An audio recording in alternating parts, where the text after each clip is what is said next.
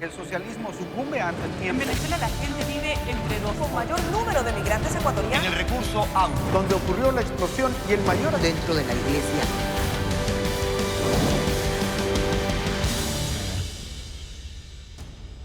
Amigos, bienvenidos.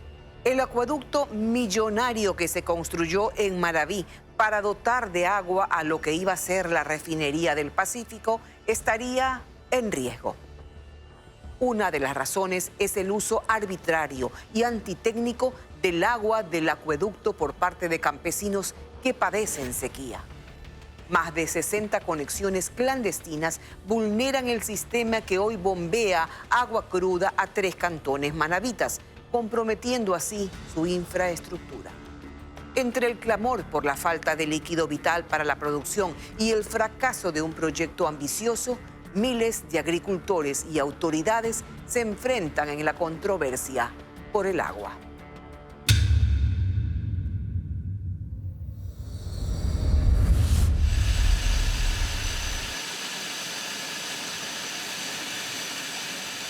Lo que usted ve aquí es lo que los técnicos llaman válvulas de venteo.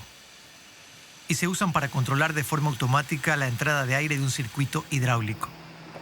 Como esta válvula hay 220 casi idénticas colocadas en un largo tramo de 94 kilómetros de tubería que atraviesa al menos 6 cantones de la provincia de Manabí. Lo que se escucha es precisamente el sonido de la presión del agua circulando en grandes cantidades dentro del ducto que pasa bajo tierra.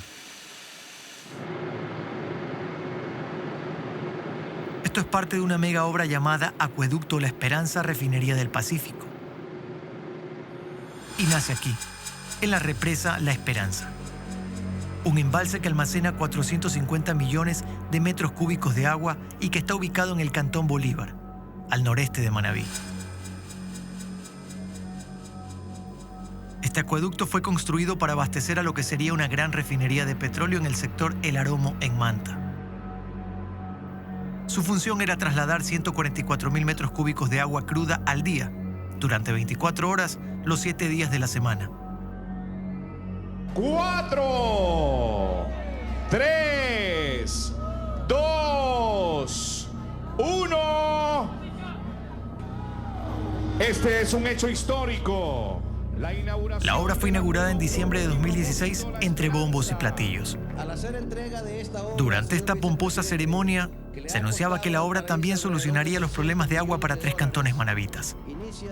Pero ese no era el plan inicial de este acueducto que costó más de 330 millones de dólares y que también fue señalado por sobreprecio, dentro de un informe realizado con el aval del Programa de las Naciones Unidas para el Desarrollo. Aquí se confirmó que por el acueducto de la Refinería del Pacífico se pagó 23% más dentro de un millonario contrato adjudicado a la brasileña Odebrecht. ¡Esta es su tierra! De acuerdo a José Conceizao Santos, superintendente de esta empresa en Ecuador, pagaron 2,5 millones de dólares en coimas para llevarse el contrato. Hoy es una costosa obra subutilizada que además fue pensada para llevar agua en exceso. Una vez construida la refinería, solo se iba a necesitar 96.000 metros cúbicos al día de agua para los procesos de refinamiento y otros usos, y no los 140.000 para los que está diseñada. Por ello, luego de construido el ambicioso proyecto, se pensó en entregar a Manta, Montecristi y Jaramijó el excedente, ya que históricamente han sufrido de escasez de líquido vital.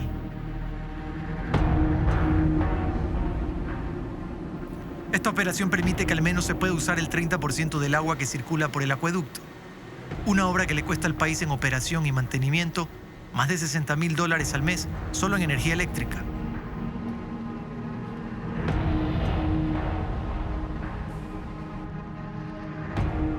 Y hay que precisar que desde marzo de 2019 la empresa Refinería del Pacífico entró en proceso de liquidación. Y se sabe que actualmente Petroecuador disminuyó el presupuesto. Refinería del Pacífico solicitó 26 millones de dólares anuales y solo se aprobó 5, los que en su mayoría son utilizados en el acueducto.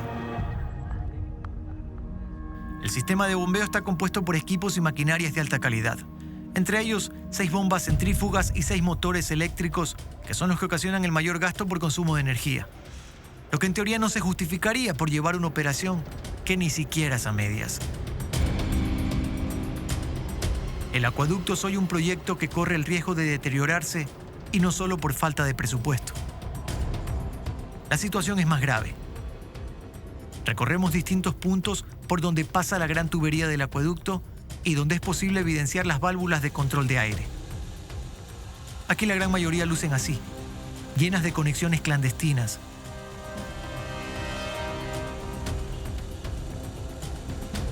Cientos de tuberías en varios tramos han sido colocados por los agricultores de cantones como Rocafuerte y Tosagua, donde la falta de agua para sus sembríos los ha llevado a cometer un delito que conocen las autoridades. Y aquí se siente la presión, ¿no? Claro, aquí se siente la presión, más que todo el peso del agua. El peso. 1 kilómetro de distancia. Sí, más o menos 1 kilómetro. Sí. ¿Y ustedes son conscientes que de todas formas esto es algo ilegal? Claro, y ese es el que no lo reconoce porque no quiere reconocer. Porque ¿Y no tiene miedo que lo vengan a meter preso? Que lo... nos llevarán a todo y esto viene no solamente aquí, esto viene lejísimo desde La Esperanza, que para acá. Nos llevarán preso. ¿Dónde meten tanta gente para meter gente preso? Simón Centeno trae el agua desde 1 kilómetro de distancia. Junto a 3 personas más invirtió en mangueras y, como lo ha dicho, no va a dar marcha atrás a su postura porque en esta zona es imposible abastecerse de agua. Solo cuando llueve pueden sembrar y trabajar. Había que traer agua de Rocafuerte, en tanqueros, en cada cual que tiene su camioneta, pero aquí no se sembraba nada. En este tiempo uno lo que sembraba en el invierno se lo comía en el verano. Llegaba el invierno, vuelta a sembrar, vuelta se lo comía en el verano, porque el verano no producía nada. ¿Les está ayudando que este acueducto atraviese esta zona? Claro, ahorita es una gran ayuda ese. Pero estamos ilegalmente, pues, no está legal eso. ¿Y qué están pidiendo ahora? Que se legalice el agua, o sea, se la dejen para los agricultores, por lo menos. Mieles afirma que ahora mismo están en la etapa más crítica del año.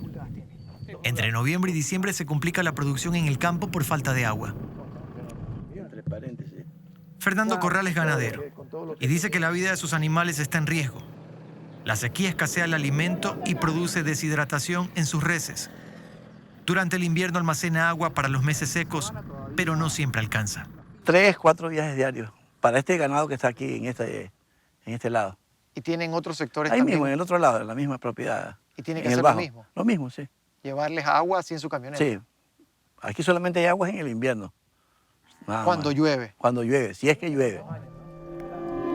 Ante la penuria, este ganadero hace pocos días se sumó a los cientos de vecinos de su zona que encontraron en el agua del acueducto una esperanza. Hizo una inversión de $3.000 para colocar 1.300 metros de manguera que le lleven agua al punto donde puede usarla para sus animales.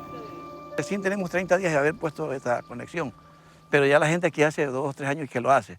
Pero pensando nosotros en que era prohibido, de que decían que iban a meter preso a la gente, hasta que ya nos decidimos ya. ¿Habían respetado hasta cierto punto? Habíamos respetado, sí, pero como pienso yo que ese proyecto de la refinería ya no se va a dar. Si van a meter presos, tendrán que meter presos a 5.000 personas que están prendidas a eso, de ahí. ¿Solo de este sector? Solo de por aquí, sí. Los miles de beneficiados a los que se refiere Corral estarían, según el presidente de la Asociación Agropecuaria de la Zona Alta de Rocafuerte, no solo en este cantón. Precisa que esto es un error y que realmente las conexiones a las que habla corresponden a todo el recorrido que hace la tubería del acueducto, desde Bolívar hasta Manta, pero que no se puede estimar un número determinado. Y habla de que al principio hubo control y represión. Los abogados de la refinería llegaban, le entregaban una notificación a usted donde le llamaban la atención por haber hecho una toma clandestina de las válvulas de presión de aire y al hacer caso omiso a esta situación, después llegaba la fiscalía y lo amenazaba con una orden de captura, incluso hubo hasta detenidos en un principio, ¿no? Pero es un tema irreversible, ¿no? Cada día son más los agricultores manavitas que ven cómo durante muchos años, 2, 3 años, ha pasado una gigantesca tubería por el vientre de sus tierras, mientras que en la parte externa de su tubería hay sequedad, hay ganado que muere de sed, hay agricultores que no pueden sembrar solo una vez al año cuando el invierno es benévolo y cuando el invierno no es benévolo hay un fracaso total y absoluto. Mendoza dice que lo seguirán haciendo. Creen merecer el agua y que por ello en varias ocasiones la han solicitado a las autoridades.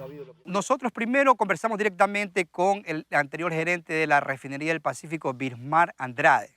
Yo personalmente se lo planteé a él en una conversación que sostuvo conmigo, me dijo que eso era totalmente imposible. Y por mucho que digan que es ilegal, es un tema de justicia social, de justicia humana, ¿no?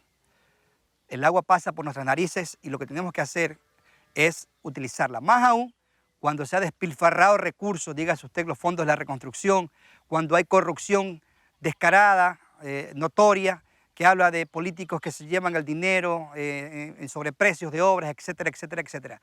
¿Qué tenemos nosotros, los humildes campesinos o ganaderos, medianos y pequeños de esta provincia, para no tomar la decisión ilegal, entre comillas, pero necesaria de utilizar esa agua para consumo, no para enriquecernos, sino para abastecernos? El alcalde de Rocafuerte nos dice que él como autoridad es consciente de que en su cantón se está usando el agua del acueducto. La necesidad de la gente por el agua es tan fuerte que teniendo prácticamente, pasando al acueducto por su terreno, la gente no le ha quedado otra que utilizar esa agua. Y de hecho la están utilizando aproximadamente unas 800.000 hectáreas. En este momento los ciudadanos de este sector la están utilizando. Pero las cifras que manejan, al menos las locales, son considerablemente inferiores a las que por aquí se escuchan. Por cada conexión clandestina hay en promedio 4 personas utilizando el agua del acueducto. Por eso desde el Cabildo se hacen propuestas. Es realmente que esa agua se la utilice, que se le dé uso y que se la utilice justamente para los temas de agricultura. Solamente en el cantón Rocafuerte pudiéramos generar producción agrícola unas 3.000 hectáreas que daría más de 6.000 fuentes de empleo solamente para el cantón Rocafuerte. Entonces yo creo que prácticamente sería un gran aporte que el Estado estaría haciendo a sectores deprimidos por muchos años, por décadas, que realmente no han tenido la posibilidad de poder sembrar, que es lo que ellos saben hacer durante el invierno y el verano, que en este caso sería agua para producción en el verano. Al ser unas zonas áridas, lejanas y sobre todo al patrullaje, al ser distante, para el gobernador de Manabí, la gravedad en este tema supera la razón que los agricultores dicen tener y que la firma no desconoce. Pero menciona que hay que tener en cuenta el costo de una inversión que ahora mismo está dotando de agua a 3 cantones de esta provincia. Y que hoy se ha puesto en riesgo con las intervenciones ilegales que se hacen a lo largo de los 94 kilómetros de tubería. Técnicamente se nos informaba que se detectaban cerca de 66 condiciones clandestinas, de las que se podía detectar hasta esa fecha, que afectan justamente antitécnicamente al proyecto como tal, que tenía una funcionalidad particular. ¿Puede ponerlo en riesgo? ¿Estas conexiones clandestinas pueden de alguna manera...? De acuerdo, de lo que nos manifestaron técnicamente los ingenieros encargados de este acueducto, sí. ¿Por qué? Porque estas conexiones están instaladas de manera antitécnicamente. Artesanalmente, Artesanalmente, en sitios donde no es prudente ni técnicamente instalarlas. Entonces, sí ponen en riesgo sobre todo el tiempo de vida útil del acueducto, que fue lo que nos manifestaron. Es decir, no hay riesgos de pérdida del flujo de agua, pero sí del tiempo de vida útil que puede tener para lo que fue construido el acueducto.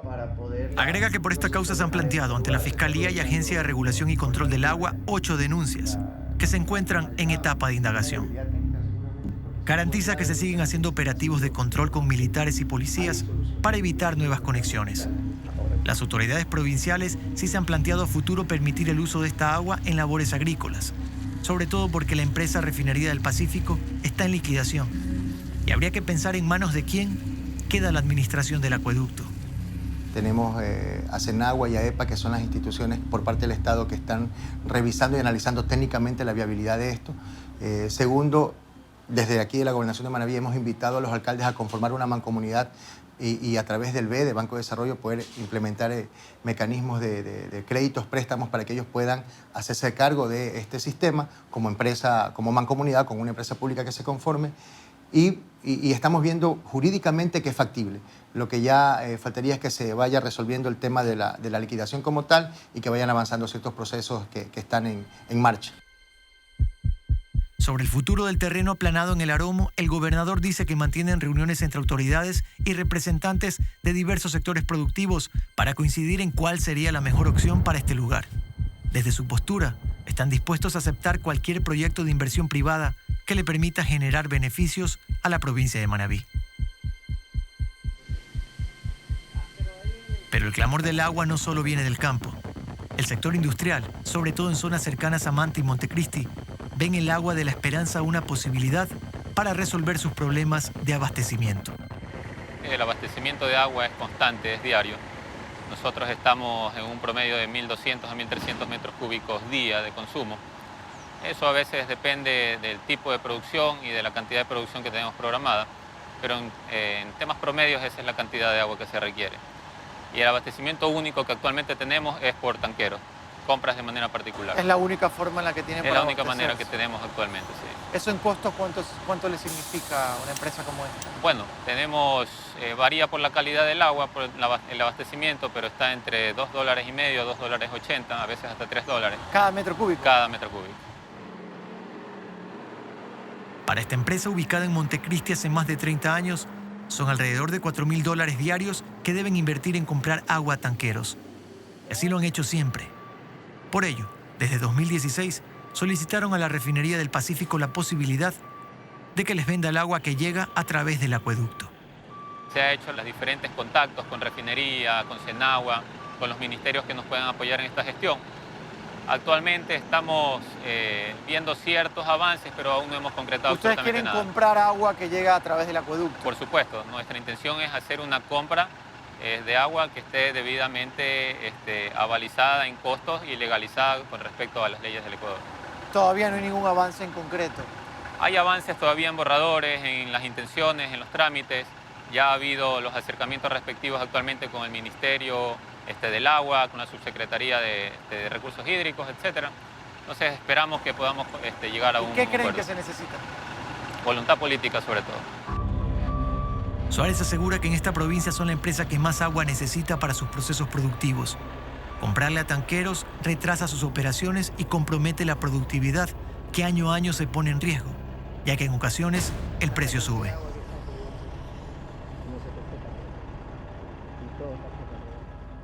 Cristian García es el liquidador de la compañía Refinería del Pacífico Eloy Alfaro. Él nos habla del proceso de liquidación de la empresa y dice que no hay plazos, pero que avanzan y ya están en segunda etapa.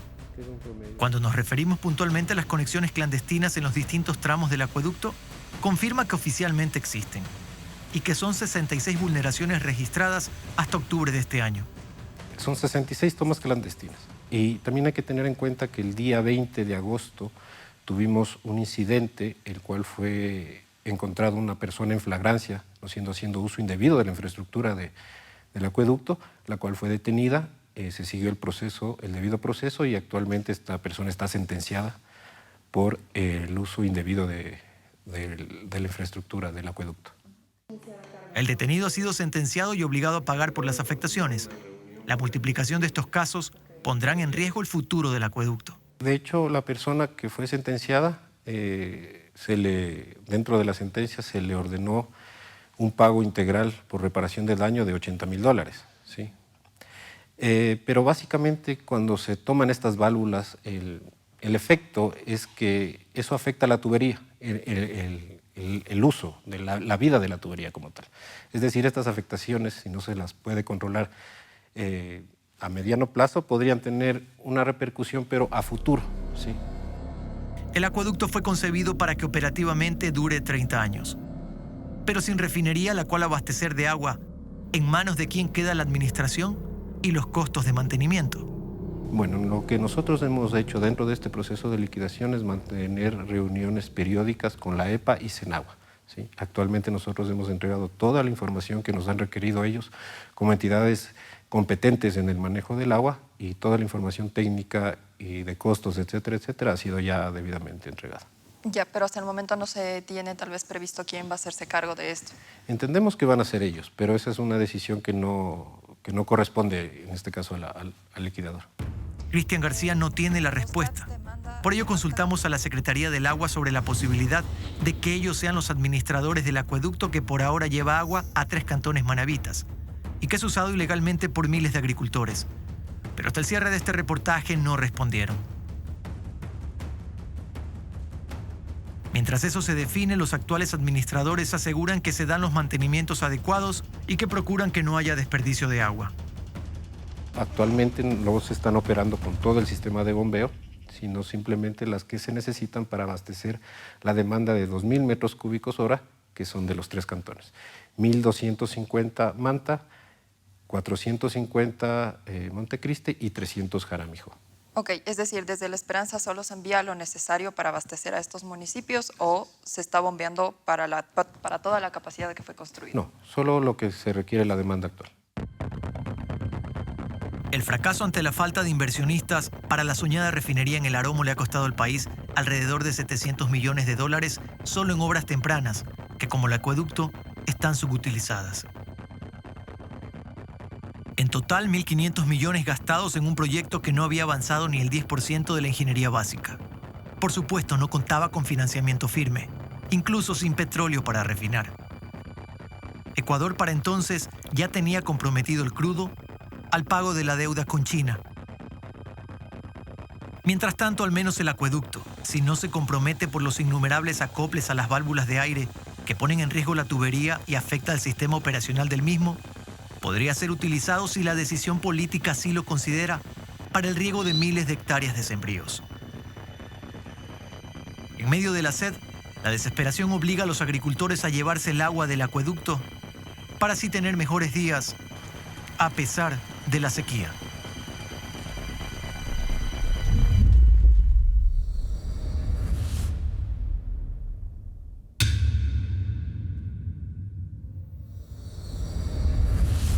En 2018, Visión 360 sacó a la luz la existencia de una acería en las afueras de Milagro, provincia del Guayas.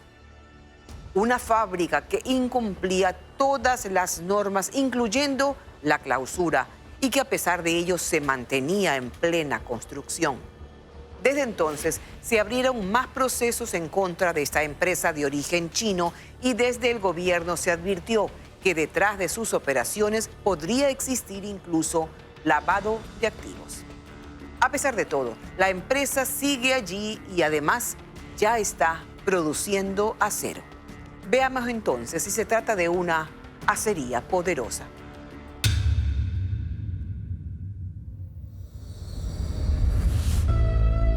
Hay cosas que cambian con el tiempo.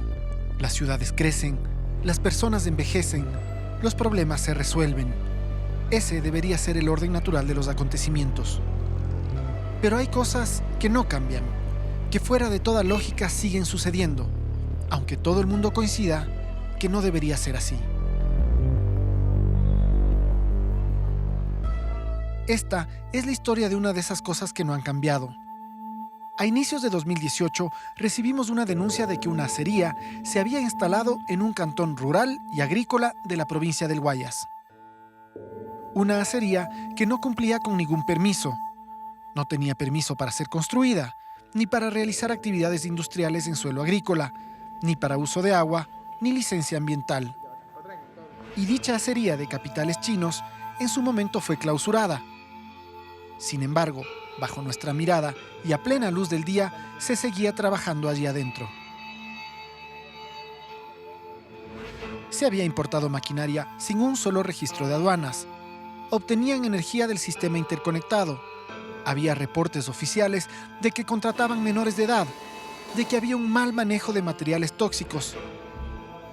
Y sin embargo, la acería seguía allí.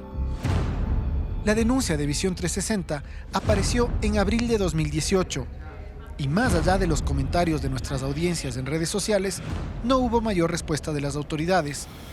Hasta el mes de enero de este año, cuando luego de un allanamiento, el gobierno anunció que detrás de esta acería se estaban cometiendo delitos mayores. ¿Cómo es que una empresa tiene $3.000 de declaración de impuestos y resulta que tiene $116.000 encaletados? Los ciudadanos que trabajaban en condiciones absolutamente precarias nos decían que primero les pagaban $15 al día en efectivo, todo lo hacían en efectivo, ¿sí? Nada era tributado. Y esa forma de manejar las finanzas generó en el gobierno la presunción de que allí se estaban lavando activos. Incluso se señaló quién estaría detrás de este ilícito. Tenemos graves indicios de que además de eso eran protegidos por el gobierno anterior y sobre todo existen, y la fiscal estará investigando, sus relaciones comerciales y sus relaciones económicas con altos funcionarios del gobierno anterior. Quizás funcionarios que actualmente siguen en la aduana trabajando. No, son funcionarios de mucho más alto nivel. Presumimos estuvieron lavando plata de la corrupción de Correa. Aunque no se explicó por qué se había actuado con tanta lentitud, la acción gubernamental causó revuelo, ya que a través de un video se acusó al ex vicepresidente Jorge Glass, a su tío Jorge Rivera y al empresario Tomislav Topic de tener relación con la acería china. Sus respectivos abogados rechazaron las acusaciones. Desde ese momento, la Fiscalía y el resto de instituciones del Estado debían investigar y demostrar los delitos que se imputaban tanto a los chinos como a cualquier otro involucrado. Pero han pasado 10 meses de este revuelo y la acería sigue allí, terminada y en plena operación.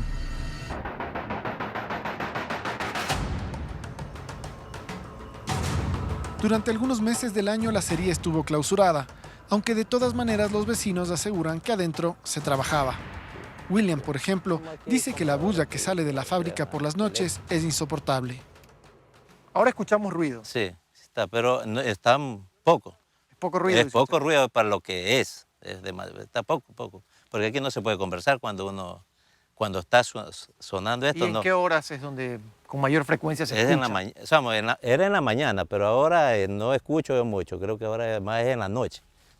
Hace 3 meses aparecieron en el lindero de su propiedad unas moles de hierro. Según él, humeaban porque estaban calientes por la fundición. La bulla, en primer lugar, sería, y después pues sería no sé, esos desechos que han botado ahí, que para mí que son algo como malo para el terreno, que puede ser como tóxico, hablemos. A don Roque, en cambio, le preocupan los desechos de agua. En marzo, durante el invierno, dice que salió agua por las paredes de la acería anegando su terreno.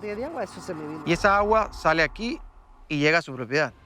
Y aquí se mantiene, ellos no tienen por dónde sacar ni agua, no tienen por dónde sacar nada. De alguna forma es una construcción que está mal hecha. O sea, el más inocente puede darse cuenta de eso. Pero desgraciadamente las autoridades, para ellos todo está bien. Roque asegura que solo fue agua, pero tiene miedo que pronto sean desechos tóxicos. 2 veces me ha resultado que yo he venido a trabajar aquí en esta finca que es mía. Un olor pero fuerte. Incluso un día una señora que me da la mano cogiendo cacao me dijo, don Roque, si yo me voy, eso es demasiado fuerte. Ese es un óxido, ese es imagino a lo que están fundiendo, ese óxido bota un olor fuerte. Edson es brasileño. Emigró hace 4 años al Ecuador buscando la tranquilidad del campo y se puso a plantar cacao. De repente apareció esta industria y se enteró que todo era ilegal, pero se tranquilizó al ver que las autoridades tomaron cartas en el asunto. Y de repente vieron aduana, fiscalía, vieron SNI, vieron todo el mundo acá para saber o que pasaba, clausuraron la fábrica, se quedaron 7 meses clausurados y de repente volvieron a trabajar. Edson asumió cierto liderazgo en la comunidad y quiere saber por qué la acería volvió a sus actividades. A mí, a todos que yo represento, que no estoy solito, yo represento toda la comunidad que están acá. Yo tengo firmado de 35 personas que viven cercanas, que no están satisfeitos con esa situación. Y las autoridades no toman providencia. Yo quiero saber si vale, la Constitución es válida en Ecuador. Paul de Saint-Blanc representa legalmente a los pobladores y vecinos de la acería que se sienten perjudicados. Pero él, al igual que sus representados, no entiende el poder que existe detrás de esta acería y cómo el Estado no ha conseguido hacer respetar la ley. No sabemos a qué se debe que el Ministerio del Ambiente no ha venido ni siquiera a chequear lo que están haciendo aquí. El Ministerio de Trabajo, no sé qué tipo de acciones ha tomado. La SENAE, la Secretaría Anticorrupción, ¿en qué quedó? ¿En qué quedó todo el show que se armó en diciembre? ¿En qué quedó? ¿Cuáles son los resultados después de un año? Aunque parezca increíble, ni las propias autoridades entienden qué pasa. El nuevo alcalde de Milagro heredó el problema de la anterior administración y asegura que la situación escapa de su jurisdicción, cuando un juez en Guayaquil otorgó una medida cautelar a la acería. Por oficio nosotros no podemos actuar, a no ser que alguien venga y me comunique, ¿no? Un juez o algo. Y así fuera, en el caso extremo de una demolición, esa demolición no cuesta $2. Demoler una planta de esa naturaleza cuesta algunos miles de dólares que el municipio no los tiene. Como si se tratara del acero más resistente, la empresa Shinglong ha resistido los embates del Ministerio del Ambiente, del Ministerio del Trabajo, del GAT municipal y provincial, del SRI, del Gremio Productor de Acero, de la Secretaría Anticorrupción y de la Policía Nacional, de la Fiscalía y de la Superintendencia de Ordenamiento Territorial, que ordenó su demolición, así como del Servicio Nacional de Aduanas. Es sin duda un misterio, pero algunos funcionarios consultados afirman que no pueden excederse de sus funciones y que ya todo está en manos de la justicia. La función judicial es la que debe velar para que no haya impunidad. Los abogados de la empresa china, de la empresa sería Shinglong, proponen un recurso de aclaración y ampliación. Han pasado 2 meses y los jueces no se pronuncian. Mientras tanto están operando. Mientras tanto están operando. Cuando ya está revocado el permiso, cuando ya se revocó la sentencia de la jueza de primera instancia, ellos siguen operando. Lo que no sabemos es a dónde va todo el material, dónde van las varillas. ¿Quién compra esas varillas? Empresarios del gremio de las acerías afirman que en el mercado ya se encuentra varilla china y los análisis de calidad develan que este producto no cumple con las normas de seguridad indispensables para la construcción de estructuras.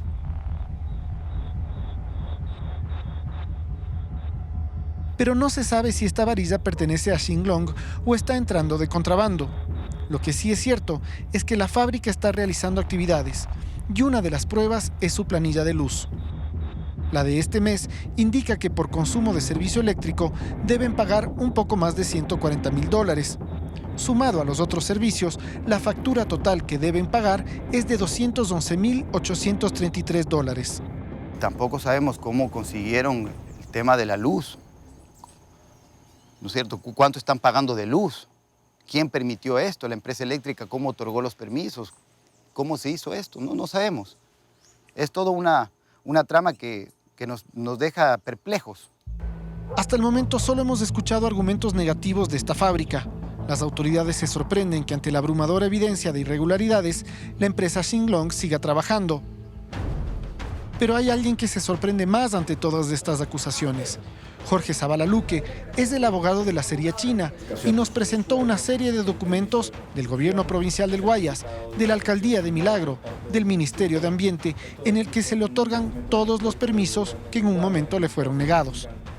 Aquí tengo certificación por parte de la alcaldía de Milagro, cuando hicieron la inspección final a la fábrica. En este certificado certifican que todo está al día, que todo está en orden con los planos y el proyecto que se presentó, el permiso de construcción que se presentó, certificado de uso de suelo otorgado por el municipio, la autorización de tasa de habilitación del municipio, pago de patentes, pago de prediales, servicios administrativos. La lista sigue y los documentos lo dicen claramente. El abogado afirma que faltan un par de trámites administrativos, pero por lo demás todo está en regla. En definitiva, esas son la mayoría de documentos. Entonces, ¿quién entiende esto? ¿Y las acusaciones de lavados de activos? Debo empezar indicando que eso es absolutamente falso. Yo realmente no quisiera meterme en temas políticos. Por ahí un funcionario del gobierno en algún momento hizo esa acusación muy seria. A raíz de esa acusación, la Fiscalía General del Estado, con mucha responsabilidad, inició las investigaciones pertinentes, investigaciones a las cuales la empresa ha acudido y está colaborando activamente para esclarecer cualquier tipo de duda que tenga el Estado.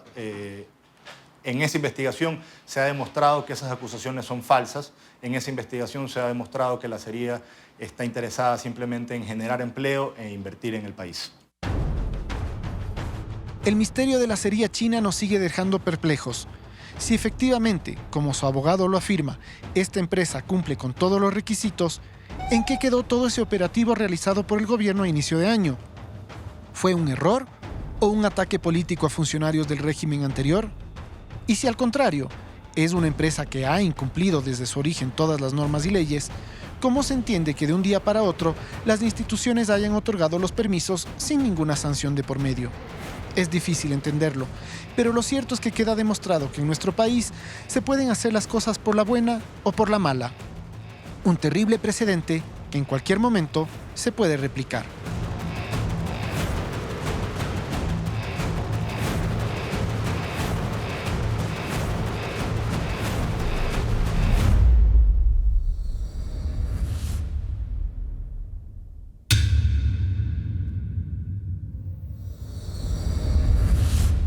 Ecuador conmemora 99 años del primer vuelo que se realizó en el país. El italiano Eli Aliut, mejor conocido como el Cóndor de los Andes, fue el primer piloto en sobrevolar la cordillera montañosa desde Guayaquil hacia Cuenca, el 4 de noviembre de 1920. Su inolvidable hazaña marcó un hito en la historia de la aviación en el país. Tal es así que varios museos en Quito y Cuenca guardan reliquias para rendirle honor. Su sobrino nieto mantiene viva la memoria de Eli Aliut y ha dedicado 15 años a enseñar sobre la vida de este intrépido piloto.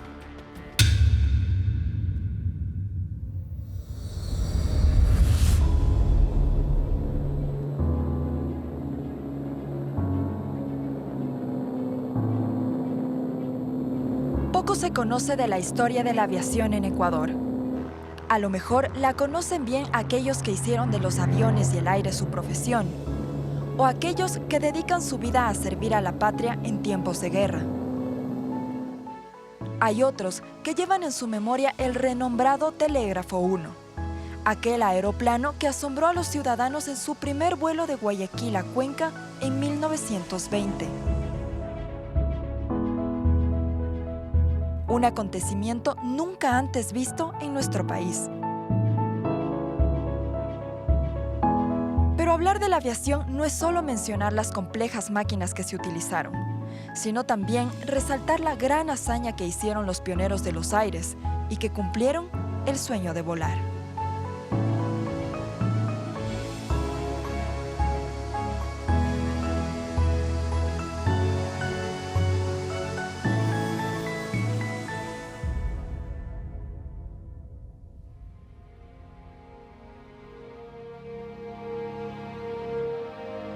La aviación en Ecuador empieza con la llegada de 3 importantes pilotos al país: Cosme Renela y Pedro Traversari como precursores en vuelos militares, y Eli Aliut como pionero en vuelos comerciales y de correo postal. Este último alcanzó gran fama por haber realizado el primer vuelo entre Guayaquil y Cuenca. Pero antes de llegar a este punto que marcó la historia de la aviación en Ecuador, vamos a conocer a quien estuvo al mando del vuelo. Este intrépido piloto nació el 6 de marzo de 1894 en Fiume, Véneto, una pequeña ciudad al norte de Italia. A corta edad viajó a Argentina en compañía de su padre y su hermano para trabajar y mantener a su familia. Al cumplir 20 años, regresó a Italia y sirvió a su país como miembro de la escuadra aérea cuando estalló la Primera Guerra Mundial. Fue galardonado por su alto desempeño y destreza en vuelos nocturnos y acrobacias. Como recompensa por su labor durante la guerra, le regalaron 5 aviones, entre ellos la aeronave que años más tarde llevaría el nombre de Telégrafo 1. El gobierno de aquel entonces, en el año de 1920, a través del cónsul de Ecuador en Roma, don Miguel Valverde Letamendi, empieza a hacer acercamientos con los veteranos italianos que luego de la guerra habían recibido como parte de pago aeronaves por sus servicios. De tal suerte que a través del señor Adolfo Bocio logra tomar contacto con el piloto Eli Aliut, quien disponía de una aeronave Macchi Hanriot HD-1 de 130 caballos de fuerza y que para la época desarrollaba aproximadamente 170 kilómetros por hora, como para que tenga una idea del desplazamiento que tenían esas aeronaves de tela, papel, poleas, cuerdas, que era con lo que se volaba en ese entonces. Eli Aliut llega al puerto de Guayaquil con su aeronave en junio de 1920. Durante todo ese tiempo realizó algunos vuelos sobre la ciudad de Guayaquil, dando demostraciones de acrobacia. Y de esa manera, el señor Abel Castillo, dueño del periódico... Del Telégrafo. Del Telégrafo, adquiere el avión de Eli Aliut con la finalidad que haga el primer vuelo Guayaquil-Cuenca y lleve ejemplares de su periódico por todo el Ecuador.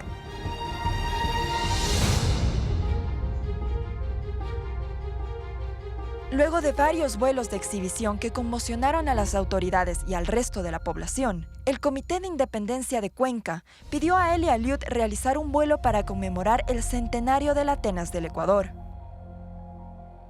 El viaje estaba planificado para el 3 de noviembre de 1920, precisamente para las celebraciones de Cuenca.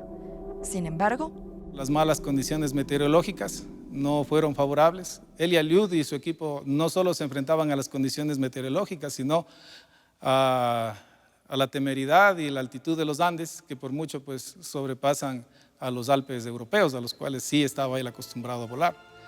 Pero Aliut no se echó para atrás, y al siguiente día las condiciones eran óptimas para la maniobra.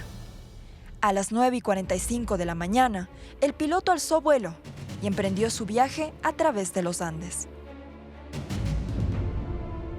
Desde el aire, el piloto contemplaba las imponentes montañas, las calles que dividen las pequeñas casas coloniales, las iglesias y catedrales, los terrenos baldíos esperando ser labrados.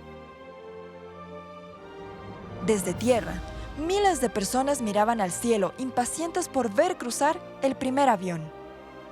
Algunos se trepaban a los árboles para tener mejor visión. Hombres, mujeres y niños llenaban el lugar y lucían sus mejores trajes, listos para lo que sería un magno evento. Yo me imagino a muchos cuencanos en las calles, en las plazoletas, en las terrazas de sus casas, avisorando el horizonte y los cielos, esperando aparecer el diminuto puntito negro en el cielo que decía: allí llega el primer avión a Cuenca. Las anécdotas sobre este acontecimiento reposan en la memoria de miles de cuencanos que recuerdan aquel día, o incluso de lo que han escuchado hablar de sus familias con el pasar de los años. Pero dicen que Elie Aliut en un momento también se sintió perdido y tuvo que forzar más para elevarse un poco más y poder divisar el Chimborazo. Era la primera vez que también un piloto italiano estaba divisando un nevado andino. Entonces me imagino también la emoción de Elie Aliut de ver este maravilloso nevado que también era su salvación, porque le estaba señalando el camino. Hacia el sur tienes que dirigirte para poder llegar hasta Cuenca. En la hacienda Jericó se preparó una explanada para el aterrizaje. El abuelo del coronel Lituma tenía 17 años cuando estuvo presente entre los espectadores y ha contado a todas sus generaciones sus recuerdos sobre este suceso. Había mucha incertidumbre e incredulidad. Primero, pues porque nadie había visto un avión, a no ser pues por las escuelas que ya habían ciertos bocetos, comentarios de otros ciudadanos que ya habían tenido la oportunidad de ver los vuelos de Aliut en Guayaquil. Así que había mucha expectativa y esa fue la razón por la cual miles de personas, no solo de Cuenca, sino de los alrededores, se acercaron. El aterrizaje fue exitoso y la muchedumbre no esperó para acercarse al piloto y tomarse fotografías. Luego del vuelo, el piloto fue declarado como hijo ilustre del Cabildo cuencano. Pero Elie Aliut tenía un sueño mucho más grande. Deseaba llegar a la capital del Ecuador y recorrer la cordillera de los Andes. Y lo hizo. El 28 de noviembre de 1920, partió desde Riobamba hacia Quito en un vuelo de 1 hora con 3 minutos. La gente estaba en los balcones, estaban en el panecillo, con la finalidad de ver la llegada del piloto. Para Quito era algo novedoso ver un avión. Pensaban que era un semidios y mucha gente se acercaba a tocarle para saber si era real, sí. Y en algún momento le desprendieron la ropa. Cada vuelo, sin duda, era un gran reto. No solo por las condiciones meteorológicas o por la estructura del avión, que en ese entonces carecía de sistemas de navegación como GPS. Es por eso que la principal dificultad era atravesar las grandes cadenas montañosas de los Andes. Así lo explica Miguel Díaz, quien se considera un aficionado de la historia de la aviación en Ecuador. La dificultad pienso que estriba principalmente el territorio desconocido para el piloto. Los techos de la cordillera de los Andes son mucho mayores a los de los Alpes, por ejemplo, implicaba un riesgo adicional. La aviónica de estos aeroplanos era realmente muy limitada. No creo que no pasaba de un altímetro, de una brújula, tal vez, o un indicador de presión de aceite y no más. Entonces es un vuelo que, por lo inédito, definitivamente fue muy arriesgado. Una vez en la capital, Liud se casó con la quiteña Carmela Angulo Tobar. Entregó el avión para que otros pilotos sigan la ruta hacia Colombia, mientras él se dedicaba a su nueva familia. Falleció en Quito a los 58 años. Desde entonces, cada detalle de la historia de este personaje ha sido recuperado por su familia, en especial por su sobrino nieto que se declara a sí mismo como un fanático de Elia Liud. Es entonces cuando yo empiezo a buscar e investigar en librerías, bibliotecas, en algunas ciudades del país donde el avión, el telégrafo, llegó a cada una de las ciudades. Tuve la suerte de viajar también a la ciudad natal de Fiume, Veneto, en Italia, a recopilar más información acerca de él y conocer su lugar de vivienda. Desde hace 15 años, Fernando Liud ha recopilado objetos, revistas, libros y maquetas que hoy reposan en su casa a modo de museo para contar la gran hazaña que realizó su tío abuelo.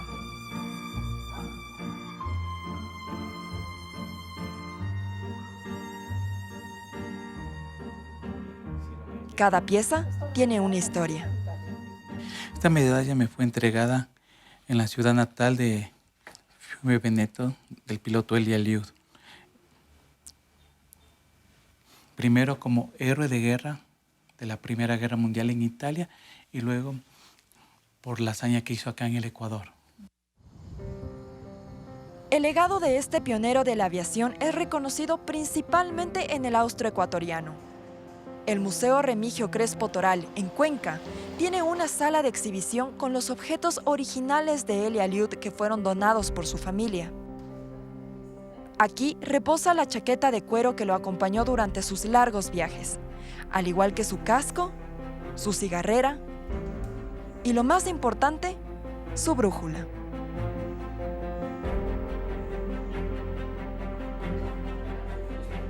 Pero además está un modelo a escala del biplano Telégrafo 1 y las medallas que fueron otorgadas por autoridades de Italia y Ecuador.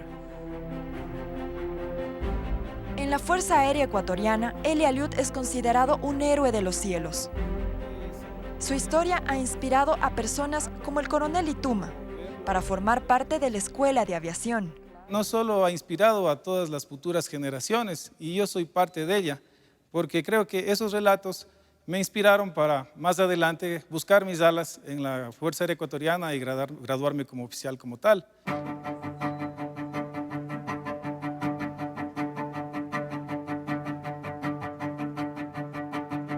En el Museo Aeronáutico existe una colección fotográfica de la historia de la aviación a nivel nacional. Incluso en este lugar se encuentra el original Telégrafo 1, que a pesar de haber sido reconstruido y remodelado varias veces, se dice que la estructura base sigue intacta.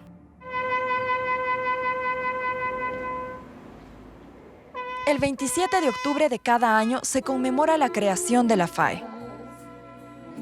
Y por este 99º aniversario se realizó una misa en honor a los pioneros de la aviación y para aquellos que perdieron la vida volando. Fernando Liud estuvo presente, como cada vez, para visitar el mausoleo de su tío abuelo.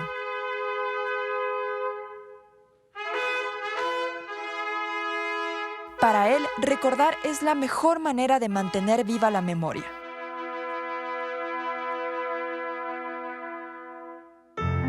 Y así, seguir contando la historia de quien surcó por primera vez los cielos del Ecuador, cumpliendo el sueño de volar.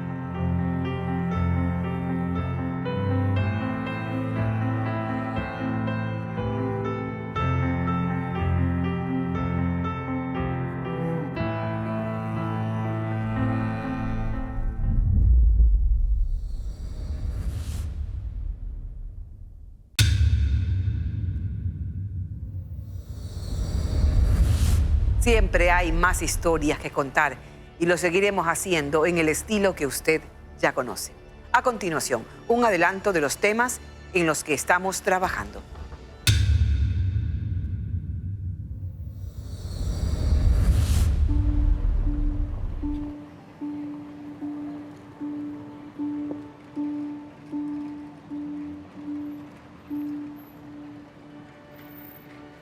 Trato en lo posible todos los días de aplicar, ir a empresas, tocar puertas, pero no hay la posibilidad. Soy ingeniero de sistema de la SPOL, tengo ya más de 15 años de profesional en el mercado, tengo un certificado internacional de Scrum Master. Actualmente puse un emprendimiento en los fines de semana de vender alitas con papas en mi casa. Me ha tocado llegar al punto ya de vender mis reliquias. Y llegar a ese punto de vender ya mis enseres, mis cosas personales, tiene más valor sentimental que económico, pero he llegado a este punto. Yo creo que toda empresa mediana hacia grande tuvo reducción de empleados tremenda. Usted es empresario, ¿usted ha sufrido en carne propia el tema de tener que reducir nómina? Sí, con mucha pena tuvimos que reducir personal. Salen de las universidades con muchísimo entusiasmo, con mucha preparación para buscar un empleo y lamentablemente no encuentran oportunidades. Las empresas en donde tocan las puertas muchas veces no están ofreciendo empleo, pasantías, buscan gente con mayor trayectoria o experiencia laboral. Soy licenciado en Administración de Empresas, graduado en la Universidad Alejandro de Humboldt en Caracas, Venezuela. Está haciendo guardianía. Guardianía, exactamente. Lo que hago es vigilar los carros, que nadie le robe los espejos. ¿Pero es eso o no trabajar? Exactamente.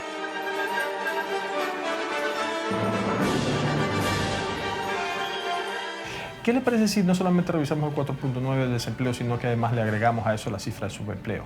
Porque realmente la forma en cómo se mide el empleo y desempleo en el Ecuador, diríamos que es de revisar.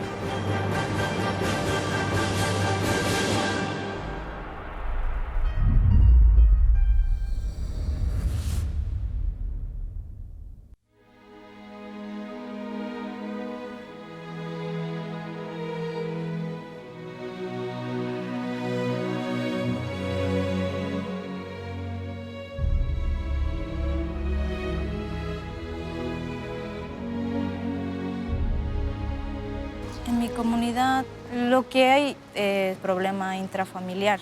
Y hay policías que han ido hasta ahí para poder tratar de mediar o tratar de ayudar a las personas. No pueden ingresar porque está muy lejos. Y no han ingresado policías así para tomar procedimientos o algo, porque está muy lejos.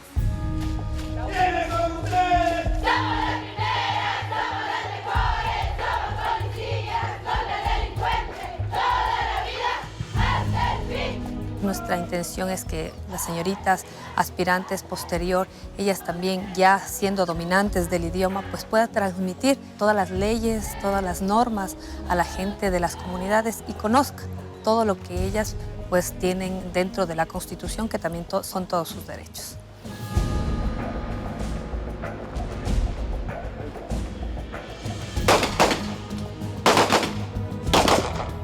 En mi comunidad existe más que todo lo que es violencia intrafamiliar, hay bastante. Es el problema principal que existe. 49, 51, mi aspirante. La Policía Nacional yo creo que ha visto como fortaleza tener, en este caso, a mujeres indígenas de varias nacionalidades y etnias que acá en la Amazonía tenemos. Al principio pensaba que era fácil, todo imaginaba así, pero la verdad no tenía ni idea de lo que era ser policía o cómo iba a ser dentro de aquí de la institución. 3, 4, 5. Yo soy la primera mujer indígena guaraní que voy a ser policía. Nosotros tenemos que prepararnos para ayudar a la ciudadanía y más que todo formar el carácter de un policía, porque en la calle sabemos que la vida no es fácil. Siempre tenía esa idea de ser policía, porque le veía a mi hermano y decía, ese uniforme algún día quisiera poner. Aquí estoy. De frente, mar. Alichichimashi, Ñucashutimican, Alvarado y un Boyarina Rosalía. Tomé mañana y Momopa Toñampari. Ñuca Causani, provincia de Pastaza. Soy de la comunidad Quichua, Chihuacoche.